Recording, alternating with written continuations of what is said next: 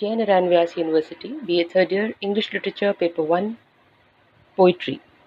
Next poem जो है हमारे सिलेबस में वो है पर्सी बेसे शेले की ode to the west wind. पहले हम उसका इंट्रोडक्शन करेंगे। Shelley was born on 4 August 1792। उनकी ज़िंदगी बहुत उतार चढ़ाव भरी थी और उनकी मृत्यु भी बहुत ही अजीब तरीके से हुई। उनकी जो नाव थी वो पानी में उलट गई और वो पानी में डूब गए। शेली बचपन से ही उनके पिताजी से नहीं बनती थी और उनको ऐसा लगता था जैसे कि उसके पिता उसको सपोर्ट नहीं करते हैं। उन्होंने यूनिवर्सिटी कॉलेज ऑक्सफोर्ड 1810 में ज्वाइन किया और उन्होंने विलियम गॉर्डन की पॉलिटिकल जस्टिस को पढ़ा। उसको पढ़ने से उनके जीवन में एक बहुत बड़ा बदलाव आया। उनका एक दोस्त था जिसका नाम था थॉमस हॉग, जो कि ऑक्सफोर्ड से 1811 में निकाल दिए गए थे और उनके साथ मिलकर उनकी सोच जो थी वो एक अलग ही दिशा ले गई।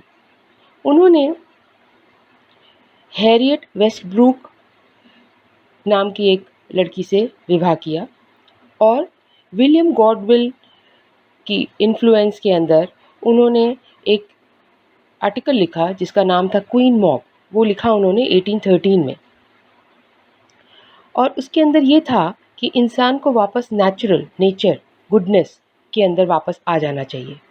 उसके बाद 1814 में उन्होंने एक दूसरा विवाह किया जिस लड़की का नाम था मैरी और वो विलियम गॉर्डन फिलोसोफर की ही बेटी थी। अब जब पहली पत्नी को जब उन्होंने छोड़ दिया था तो उसने सुसाइड कर लिया और बाद में शेली ने मैरी गॉडविन से शादी कर ली। शेली के जो विचार थे वो आइकोनोक्लास्टिक टाइप के विचार थे और जब हैरियट या उनकी पहली पत्नी की डेथ हुई तो ब्रिटिश पब्लिक ने उनको एक बहुत ही क्रूअल व्यक्ति करार दे दिया, जिसकी वजह से उनको इंग्लैंड को 1818 में छोड़ना पड़ा और वो मैरी के साथ इंग्लैंड छोड़ के चले गए और फिर वापस कभी नहीं आए। उन्होंने इस दौरान उनका मास्टरपीस प्रोमेथियस अनबाउंड लिखा जब वो रोम में थे और वो लिखा उन्होंने 1819 में। उसी साल शेलीज यानी दोनों पति पत्नी इटली के अंदर सेटल हो गए और वहाँ पे उन्होंने बहुत अच्छी कविताएं लिखी जिसमें है the cloud to a skylark और ये उन्होंने लिखी 1820 में। फिर कीट्स की मृत्यु पे उन्होंने एक और कविता लिखी 1821 में। वो एक एलिजी थी, उसका नाम था एडोनिस। जुलाई 1822 में उनकी मृत्यु हुई। अब हम इस बात को समझेंगे कि कवि जो होता है वो बहुत ही संवेदनशील होता है और बहुत सारी जो उसकी जीवन में घटनाएं होती हैं उन घटनाओं को वो शब्दों के माध्यम से अपनी कविताओं में अभिव्यक्त करता है। Next slide, occasion of the poem, यानी ये कविता क्यों लिखी गई और इसका कारण क्या था। अब the poem was conceived and the poet was out in the forest that skirts Arno near Florence. Florence नाम की जगह में एक बहुत बड़ा जंगल था और आर्नो वाली जगह के चारों तरफ ये जंगल फैला हुआ था। यहाँ पे कवि अपने मित्रों के साथ गए थे और उस समय जब सनसेट हो रहा था यानी जब सूरज डूब रहा था तो बहुत तेज बारिश होने लगी और इतनी तेज टेम्पेस्ट यानी बरसात की जो हवाएं चलती हैं, तेज़ हवाएं चलने लगी और उसके अंदर ओलावृष्टि भी होने लगी।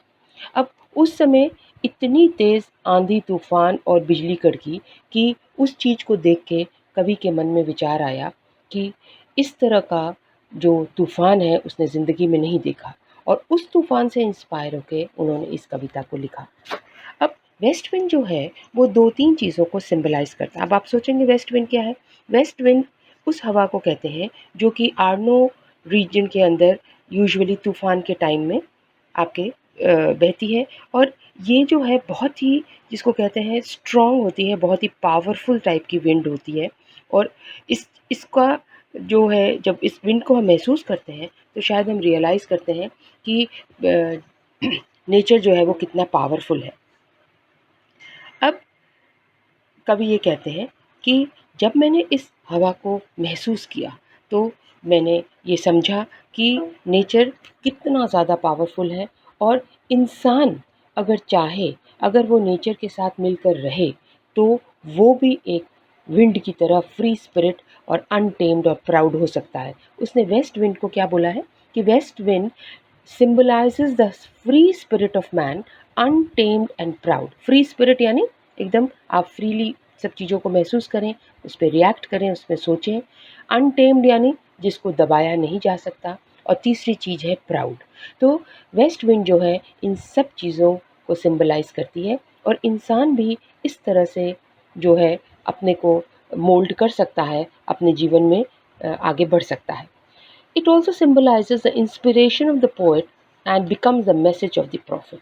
अब ये जो कविता है ये एक इंस्पिरेशन की तरह भी आई है, जिससे लोगों के मन में एक उत्साह आए, एक एक जज्बा आए कि हम आगे बढ़ें, हम आगे जोश के साथ आगे बढ़ें और अपने काम को पूरा करें। यानी डिप्रेशन जो है अपने लाइफ में नहीं लाना है।